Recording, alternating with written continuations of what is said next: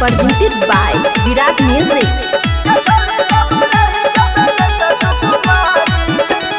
सावन में कल सोमवारी गे छोरी सब सावन में कल सोमवारी सावन में कल सोमवारी गे छोरी सब सावन में कल सोमवारी न करही जबे छोरी सब कुमारी गे छोरी सब रही जबे न तू कुमारी न करही जबे छोरी सब कुमारी गे छोरी सब रही जबे न तू कुमारी।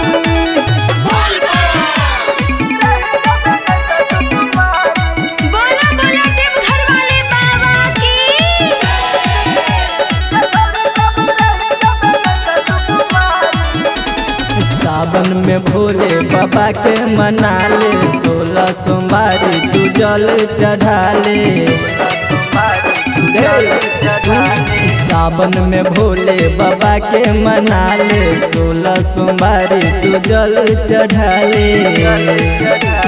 कट जतो संकट भारी गे छोरी सब कट जतो संकट भारी न करही जबे छोरी सब कुमारी गे छोरी सब रही जबे नहीं तू कुमारी न करही जबे छोरी सब कुमारी गे छोरी सब रही जबे नहीं तू कुमारी।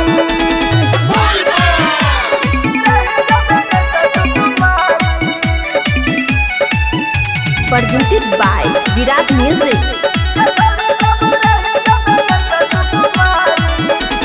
भांग चढ़ा के छोरी कले परसन गे मिल जत दुल्हा तोरा नंबर 1 गे।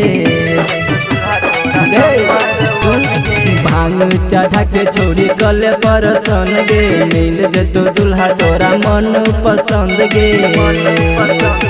राइटर सोनू से यारी गे छोरी कले आस खनील से यारी रही जबे छोरी सब कुमारी गे छोरी सब रही जबे न तू कुमारी।